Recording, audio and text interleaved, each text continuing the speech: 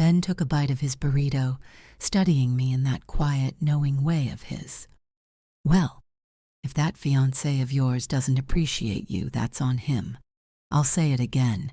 He's a fool. Any man would be lucky to have a woman who can fix a car before breakfast and still bake pies in the evening." The mention of Jake's name, though Ben hadn't said it, made something twist in my chest. I forced a smile. "We're not talking about him, remember? Let's just drink our coffee." Ben held up his hands in surrender, and for a few minutes we sat on overturned buckets sipping coffee, pretending life was simple. But it wasn't.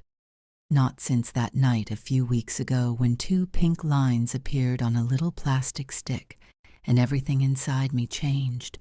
Not since the moment I realized Jake was no longer answering his phone, and especially not since that gnawing fear crept in that he wasn't coming back at all. I shook my head, pulling the zipper on my hoodie up higher. Nobody at work could know. Armin, the owner, was strict and unforgiving. One hint that I was pregnant, and he'd find some excuse to fire me. And I couldn't lose this job. Not now. I had bills to pay, savings to build, and a baby coming whether I was ready or not. The dispatcher's voice crackled through the garage speakers, jolting me back. "Amber, you're up next. Client downtown, 20 minutes. I tossed the coffee cup and climbed into my cab. Ben called after me. "Take it easy out there. And hey, eat something more than coffee today, will you?" I gave him a small wave, forcing a smile that didn't quite reach my eyes. As the engine roared to life beneath my hands, I whispered to the silent passenger no one else could see. "It's just you and me, kid. We're going to make it." And I pulled out of the garage, straight into a day I couldn't yet know would change everything. The hum of the cab faded as I drove toward my first pickup, but my mind wasn't on traffic or street signs. It drifted back to how I ended up here, alone, pregnant, and trying to hold everything together with a smile that fooled no one. I wasn't always like this. I grew up in Fort Collins, a small town where people knew each other's dogs by name and waved even if they'd never met you. My mom died when I was 5. Kidney failure, sudden and cruel, and I never knew my dad. After the funeral, it was just me and my grandpa, Hank Bennett. He was a quiet man with hands scarred from years of farm work and a heart big enough to hold all my pain in his too. Grandpa taught me things most girls didn't learn. I could change a tire before I could drive and rebuild an old Chevy's carburetor by 16. He used to say, "You take care of your own wheels, kid, and no one can tell you where you can or can't go." I love that. Maybe that's why I left town the day after high school, because I believed I could go anywhere. Denver was loud and fast, but I found a cheap room in an old boarding house and landed a job at a diner. I hated the smell of fried grease clinging to my clothes, but it paid rent, and back then that was enough. That's where I met Jake Miller. He came in every day at noon, always with the same order, black coffee and a turkey sandwich. At first I thought he was shy, barely looking up when I took his order. But over time I noticed the way his eyes lingered a second too long, the way he smiled like I was the only reason he'd stopped by at all. One day, he brought a small bouquet of daisies, my favorite, though I'd never told him, and asked me out. I said yes without hesitation. Looking back, maybe that was the first mistake, but it felt like something good was finally happening. Jake wasn't rich, but he was charming. He said all the right things, how he admired how hard I worked, how he loved that I was independent. Within months, he was helping with rent, and eventually, he moved in. I thought it was love, real, lasting love. When I found out I was pregnant, I was nervous, but happy. I pictured Jake smiling, pulling me into his arms, saying we'd figure it out together. Instead, he froze. "You're sure?" he said, like I'd told him I'd stolen someone's car instead of carrying his child. I laughed nervously, brushing it off. Of course, I'm sure. Jake, this is our baby. We need to talk about. He cut me off with a shake of his head. Amber, we're not ready for this. It's too soon. I thought you were taking care of it. You know, birth control. That night, he barely spoke, and the next morning, he didn't kiss me goodbye. Days went by with no word, and every call went to voicemail. I tried to believe he was just scared. That's what people say, right? Men panic and then come around. But deep down, I felt the chill of something breaking. I just didn't know how bad it was going to get. Sometimes as I drive these city streets, I still hear Grandpa's voice. Take care of your own wheels, kid. He didn't mean just cars. He meant life. And now life was telling me I was about to go it alone. The first time I saw Jake again, it wasn't at home. It wasn't him walking through the door with an apology or flowers or even an excuse. It was outside a downtown boutique 3 days later with her, Vanessa Brooks. She was the kind of woman you see on magazine covers. Perfect hair, perfect nails, perfect everything. Jake had his arm around her waist, and they were laughing like they hadn't a care in the world. For a second I froze, standing there like some ghost of a life they'd already forgotten. Then Jake saw me. His eyes widened, his arms stiffened, and for a moment I thought he'd come running, explain everything, beg me to forgive him. Instead, he stepped in front of her like I was some threat. Amber, what are you doing here? His voice was sharp, defensive. I heard myself say it before I could stop. I'm pregnant, Jake. With your child? We need to talk. Vanessa gave a laugh so soft and cruel it burned. Pregnant with his child. She looked me up and down like I was some stray dog that had wandered into her world. Sweetheart, you need to move on. Jake has. Jake flinched but didn't contradict her. Instead, he muttered, Amber, we've talked about this. No, we didn't. You ran. You didn't pick up your phone, Jake. You left me wondering if you were lying in a ditch or if you just didn't care. My voice cracked, and I hated it. Vanessa crossed her arms, glaring. Look, whatever this is, it's over.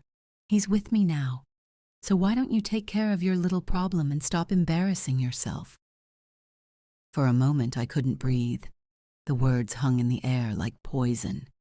Jake actually stepped closer to her, not me. She's right, Amber. We're not in a place for this. You should. You should do what's best. Get rid of it. Get rid of it. Those words sliced through me deeper than anything. This was the man I had trusted with my heart, my home, my future. And now he was standing there with his new prize on his arm, telling me to erase the one thing I had left of the life we'd shared. My hand moved before I thought.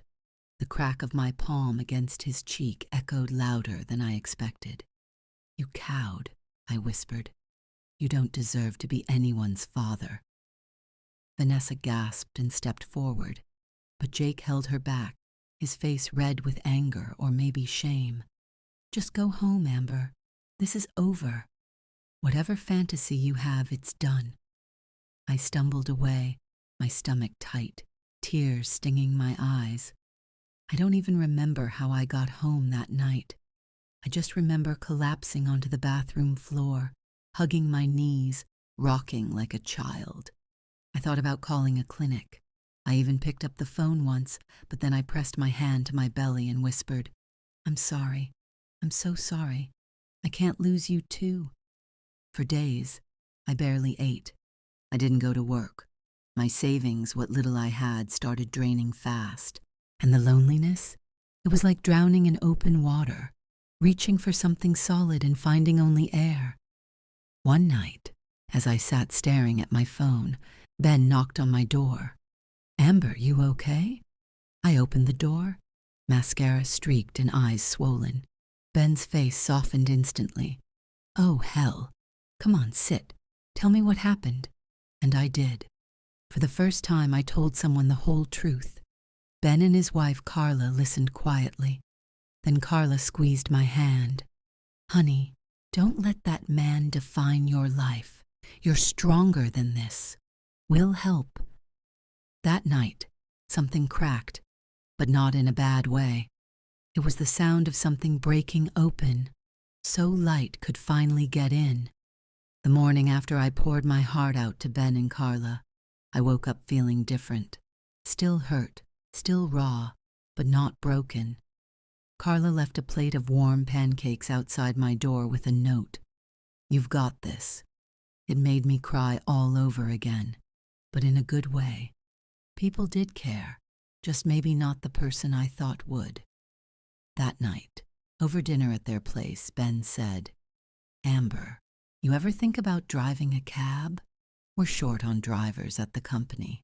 Armin, the owner, can be a pain, but the pay is steady. You'd be good at it. You know cars better than half the guys there." At first I laughed. Me driving strangers around all day? "Ben, I can barely hold myself together." He shrugged. "Maybe that's what you need. Something to keep you moving. And hey, you already know how to fix an engine. That's half the battle." It sounded crazy, but the next morning I was standing in a cramped office while Armin looked me over like I was some risky investment. He was short, stocky, with sharp eyes and a sharper tongue. "You ever driven for hire before?" "No, sir," I said, keeping my hoodie zipped high. He grunted. "You got a license? No accidents, no DUIs?" "Yes, sir." He stared a moment longer, then shoved a stack of papers toward me. "Fine, you start tomorrow. Don't be late. Don't waste fuel. And don't think I won't know if you take the long way for a bigger fare. There are cameras in every car. I see everything." I nodded, biting back the urge to say something snarky. The truth was, I needed this job, and I wasn't about to let some grumpy boss scare me away. The first week was rough. Long hours, heavy luggage, passengers who treated me like furniture. But there were good moments, too. An old lady who tipped me with a bag of homemade cookies, a businessman who quietly said, "Thanks for getting me home safe."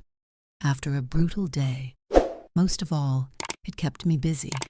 No time to sit and think about Jake. No time to cry myself to sleep. Just me, the road, and the little life growing quietly inside me.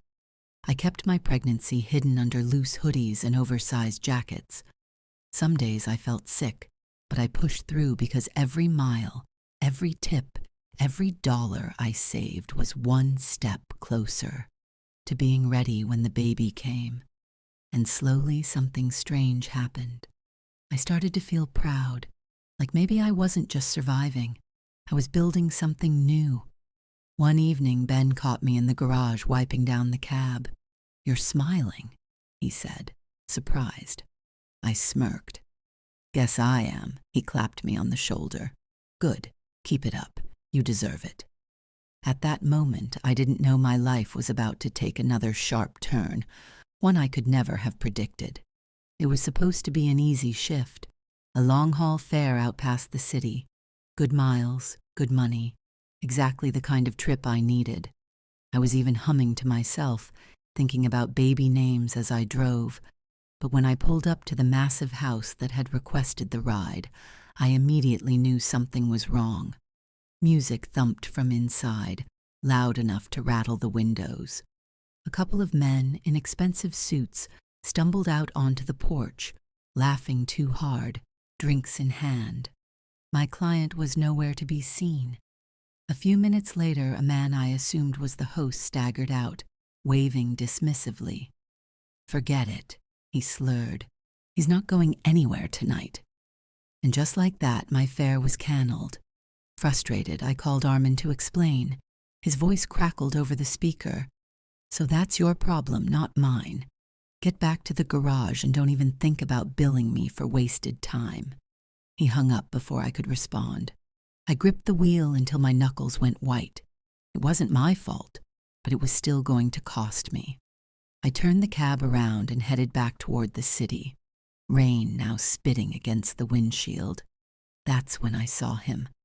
At first I thought it was an animal in the road, a shadow stumbling out of the tree-line, half collapsing onto the shoulder. I slowed, heart pounding. When I got closer, I realized it was a man tall, broad-shouldered but filthy, clothes torn and smeared with dried blood. I hesitated. Picking up strangers in the middle of nowhere at night was a great way to end up on the evening news. But I couldn't just leave him there. I pulled over, rolled down the window. "Hey, you okay? Do you need help?" He tried to speak, lips cracked and trembling. "Please help me." And then he collapsed right onto the wet asphalt. Damn it. I jumped out, tugged his arm over my shoulder. He was heavy, and my belly ached with the effort. But somehow I got him into the back seat. On instinct, I sped straight to the nearest hospital, talking to him the whole way like that would keep him conscious. "Stay with me." "Okay, we're almost there. My name's Amber. You're going to be fine." He mumbled one word, Liam, before slipping out cold again. At the ER, the nurses whisked him away. I stayed long enough to give my statement, even paid for the intake because he had no wallet, no ID. I told myself it was the right thing to do. But as I walked back to my cab, soaked in shivering, I wondered what kind of trouble I just stepped into. When I got back to the garage, Armin was waiting, arms crossed. "You think this is a charity?" he barked. "Cameras show you picked up some random bomb. You cost me fuel in time." He was bleeding. I snapped. He could have died. Armin sneered. "And now you are paying for his hospital bill. Great. Consider your bonus gone." I bit my tongue and walked away. I'd done the right thing.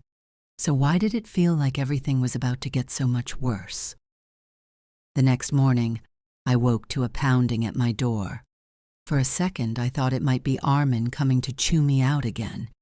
But when I opened it, 3 men stood there. 2 were clearly bodyguards, big, stiff, hands clasped in front. The 3rd man looked like he had just stepped out of a country club. Tailored suit, gold cufflinks, a watch worth more than my entire apartment. "You're Amber Bennett." His voice was smooth, practiced, almost too calm. "Yes," I said slowly, one hand instinctively brushing my stomach beneath my hoodie. He smiled, but it didn't reach his eyes. "You saved my son last night, Liam Carter. I'm very grateful." He stepped forward, placed a thick envelope on my counter without asking to come in. A small token of appreciation. I looked at it, but didn't touch it. "He's okay, recovering. Nothing for you to worry about." His eyes flicked over me like I was a piece of furniture. "You didn't hear anything unusual from him, did you? Sometimes trauma makes people say strange things." That set off every alarm bell in my head. "No," I lied automatically. He barely spoke. "Good. Then let's keep it that way." He smiled again, too perfect, too cold, and walked out, bodyguards trailing him. The moment they were gone, I stared at the envelope. Curiosity got the better of me. Inside was more cash than I'd seen in one place in my life. It didn't feel like gratitude. It felt like hush money. I couldn't shake it. Why would a father show no emotion about his son being found half dead on a roadside? Why did he care so much about what Liam might have said? I grabbed my keys and headed back to the hospital. When I asked about Liam, the nurse at the desk frowned. "He's not taking visitors. Can you just tell him Amber's here?" Her expression softened. "I'm sorry, but he's in a medically induced coma now." "What? He was talking yesterday." The nurse shrugged helplessly. "Orders from above. His father is with him." As I walked away, stunned, a soft voice called from behind. "Wait, you're the driver, right?" A young nurse stepped forward, glancing nervously around. Her badge read, "Grace Moore." "Yeah, why?" She motioned for me to follow her into a small supply room. Once the door was shut, she whispered, "He's not in a coma. They're sedating him. Heavy drugs, constant drips. Someone doesn't want him awake." I stared at her. Why? He's their family. Grace shook her head. That man who claims to be his father. He paid off our chief of medicine. I heard him say, "Keep him under until I say otherwise. That's not medical care. That's something else." My mind raced. What had I stumbled into? Grace touched my arm. "You saved his life, Amber. If you want to keep it saved, you need to get him out of here." I backed up a step. "I'm pregnant. I can't get involved in something dangerous." She nodded sadly. "I get it. But if we don't do something soon, Liam may never wake up. And whatever he knows, someone's willing to pay to keep it buried." That night, I barely slept. I kept thinking about Liam's cracked voice saying, "Please help me." I'd already risked my job to save him once. Could I really walk away now? By dawn, I had my answer. 2 days later, I stood outside the hospital's rear entrance, heart hammering against my ribs so hard it felt like it might bruise. Grace had agreed to help, even though she could lose her job, her whole career for this. "You're sure you want to do this?" she whispered, glancing up and down the empty alley. I tightened my grip on the steering wheel. "He'll die in there if we don't." She nodded, adjusting the white nurse's cap on my head and handing me a surgical mask. "Just act like you belong." Inside, the halls were quiet, dimmed for night shift. Grace led me through a side door to Liam's room. He was still hooked up to the drip, pale and unnaturally still. Without a word, she turned the 4-valve off and removed the line. "It'll take a bit for him to wake fully, but we need to move now." Together, we got him onto a gurney, wheeling him down the hall. Every squeak of the wheels made my stomach tighten. My hoodie stretched tight over my belly, a constant reminder that I wasn't just risking myself. We reached the back exit, loaded Liam into my cab, and Grace shoved a small paper bag into my hands. Antibiotics, pain meds, electrolyte packs. Instructions are inside. Take him somewhere safe. "Grace, thank you." She gave a sad smile. "Just keep him alive, okay?" Then she disappeared back inside. The drive felt endless. Liam stirred once or twice, mumbling, but didn't wake until I'd carried him, half dragging, half supporting, into my tiny apartment. He blinked, disoriented, eyes scanning the room. "Where am I?" "Safe," I said, settling him onto the couch. "You're safe now." He tried to sit up but winced, clutching his ribs. "You saved me twice." I sat across from him, arms folded. "You want to tell me why someone's paying doctors to keep you asleep?" His jaw clenched. "Gregory Carter. He's not my father legally. Yes, but blood. No. He married my mom when I was 3 after my real dad died. Mom trusted him, and he ran everything until she passed too." He took a breath, eyes darkening. "My real father left me a controlling interest in his hotel chain. I don't get access until my 25th birthday. That's next week. Gregory wants it all for himself. He hired people to scare me, maybe worse, so I'd sign it over. When I refused, they took me." I stared at him, stunned. "That's who I talked to this morning. He called you his son." Liam gave a bitter laugh. "He calls me son when it's convenient. Otherwise, I'm just an obstacle." For a moment, the room was silent except for the soft hum of the heater. I looked at him, this half-broken man I barely knew, and felt something shift inside me. I had come here to start over, to build a life from scratch, and here was someone whose life was being stolen in plain sight. "You're not going back there," I said firmly. "Not while I'm breathing." A faint smile touched his lips. "You don't even know me." I shrugged. "I know what it's like to be thrown away like you don't matter. I'm not letting that happen to you." For the first time in weeks, I saw something in his eyes besides pain. Hope, he whispered. Thank you, Amber. I nodded. Rest. Tomorrow we figure out our next move. As he closed his eyes, I pressed a hand to my belly. We're in this together now, little one, I whispered. Like it or not, we just became part of something bigger. The next morning, Liam was sitting up on my couch, pale but steady. He had one arm wrapped around his ribs, but his eyes were sharp, focused. Amber, I can't keep running, he said quietly. Gregory won't stop unless someone makes him. I handed him a cup of tea. Then we stop him. Tell me everything. For the next hour, he laid it all out. The inheritance, the forged documents Gregory had tried to trick him into signing, and the threats that turned into a full-blown kidnapping. He even told me about the coma they'd forced on him. When he finished, I asked the one question that had been in my head since I picked him up off that road. You ready to fight this? His jaw tightened. Yes, I'm done being afraid. I drove him straight to the district attorney's office. Walking in with a man who still had bandages on his face and bruises on his neck drew a lot of attention. But Liam didn't care. He told them everything on record under oath. The DA listened, eyes narrowing as Liam described the hospital bribe and how Gregory had been controlling his life since childhood. They promised to act, but I could tell Liam was skeptical. So was I. People like Gregory didn't just go down because you asked nicely. That night, detectives met us at my apartment.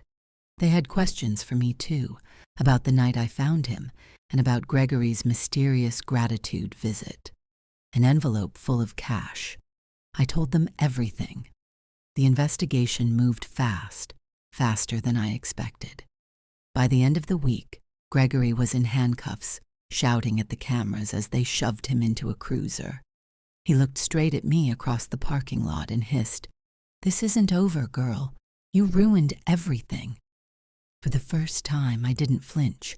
I just stared back, hand resting protectively over my belly, and said, "You did that all by yourself."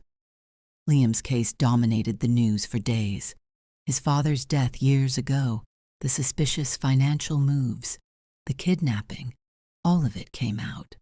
Gregory's power crumbled like dry paper, and with it, the threats against Liam disappeared. When it was over, Liam was free to take control of his inheritance and his life. But when he showed up at my apartment holding a modest bouquet and looking suddenly shy, I knew money wasn't what mattered to him. "You saved me," he said simply, "and not just my life. You saved everything I thought I'd lost." For a moment I couldn't speak. No one had ever said something like that to me. He smiled softly. "Amber, I want to be part of this.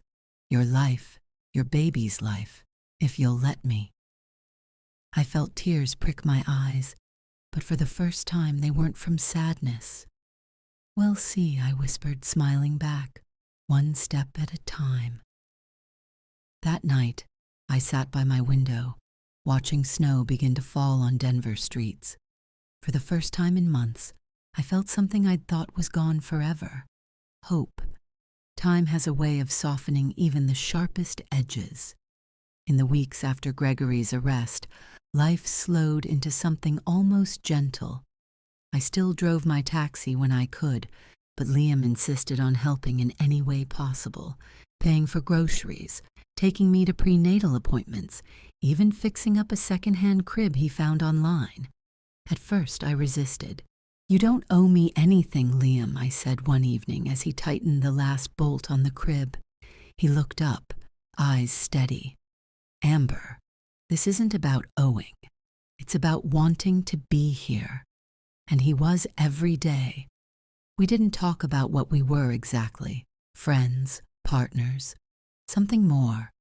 But every time he smiled when he felt the baby kick, or every time he stayed up late assembling baby clothes I'd bought at thrift shops, my walls cracked just a little more. When labor came, it was the middle of the night, sharp and sudden. I panicked. Of course I did. But Liam was calm. steady as ever.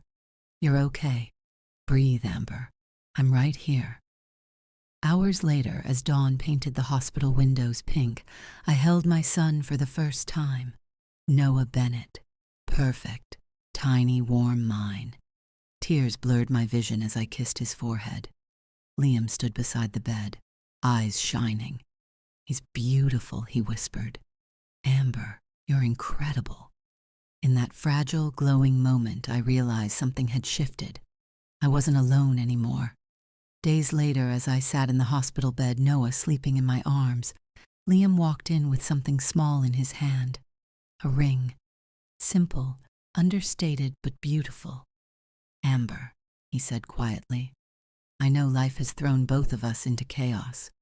I know you're scared to trust again, but I love you. I love Noah. I want to build a life with you if you'll have me. For a heartbeat, I couldn't speak.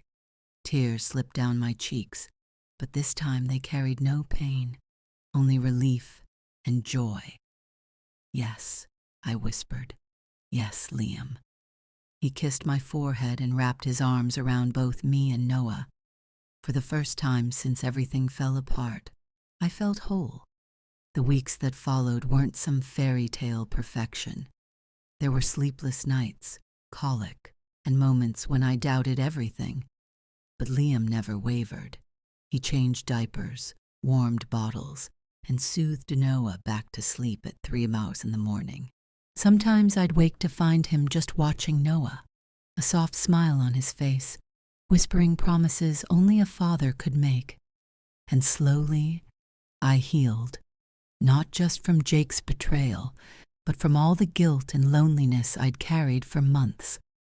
I stopped thinking about what I'd lost and started loving what I had, a partner who chose me every day and a child who gave me a reason to keep moving forward. One quiet evening, as Noah dozed in his bassinet, Liam sat next to me on the couch. You ever think, he said, that maybe we had to go through all that pain to end up right here? I looked at him, at our son, and smiled. Yeah, I do. 3 years passed in what felt like the blink of an eye.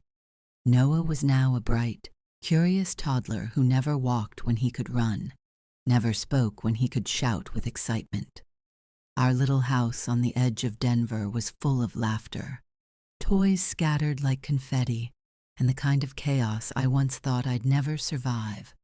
I had traded my full-time taxi job for part-time shifts and focused more on being home. Liam had taken over the family business, but he refused to become the kind of man Gregory had been. People before profits, he'd say with a grin, and he meant it. His kindness reshaped the company, and his loyalty reshaped me. One chilly autumn morning, I walked Noah to the park.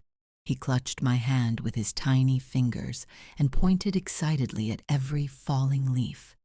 Liam caught up to us with coffee in one hand and Noah's favorite toy car in the other. We were just an ordinary family, and for someone who had once cried alone on a bathroom floor, that ordinariness felt like a miracle. A week later, something happened that closed the last door on my old life. We were booking a family trip at a travel agency downtown. As we walked in, I froze for a moment. Behind the desk was Jake Miller. For a heartbeat, he didn't recognize me. I wasn't the same woman he'd left. Hair pulled back, hoodie zipped up, eyes swollen from crying. I was different now, confident, calm, holding my son's hand, wearing a ring that told the world I was loved and chosen. His face went pale. Amber. I smiled politely. Hello, Jake. His eyes flicked to Noah and then to Liam, who stepped protectively closer. Is he? Jake stammered. No, I said gently but firmly. This is Noah Bennett Carter, and this, I squeezed Liam's hand, is my husband. Jake's mouth opened like he wanted to say something else, but I didn't give him the chance. We should go, honey, I said to Liam, turning away. As we stepped out into the crisp air, Liam glanced at me. You okay? I took a deep breath, feeling lighter than I had in years. Yeah, Actually, I am. We went home, booked our trip online instead, and spent that evening making hot cocoa while Noah built towers out of blocks at our feet. That night, I sat on the back porch watching Liam and Noah chase fireflies under the fading sunset. And I thought about the woman I used to be, the one who felt so small, so discarded. She had believed her life was over because someone she trusted had thrown her aside. But she was wrong. That pain had pushed her to find her own strength, to keep a baby she once thought she couldn't handle, to save a stranger who turned out to be the love of her life. I whispered to myself, "Thank you, Jake, for leaving, because if you hadn't, I'd never have found all of this." Liam came up behind me, wrapping his arms around my waist, resting his chin on my shoulder. "What are you thinking about?" "Just how lucky we are," I said, leaning into him. Noah ran up, holding out his hands. "Mama, Daddy, look," I caught one. Inside his cupped palms was a tiny glowing firefly, delicate and beautiful. Liam crouched down. "That's amazing, buddy. Want to let it go together?" Noah nodded and the three of us opened our hands, watching the little light float into the night sky. I smiled through tears I didn't even realize had fallen. Life wasn't perfect, but it was ours, and it was full of love. I had once believed happiness was for other people, people luckier or stronger than me. But standing there with Liam's arms around me and Noah giggling at her feet, I finally understood. Happiness isn't something you're given. It's something you choose to build piece by piece, moment by moment. And I wouldn't trade this life for anything.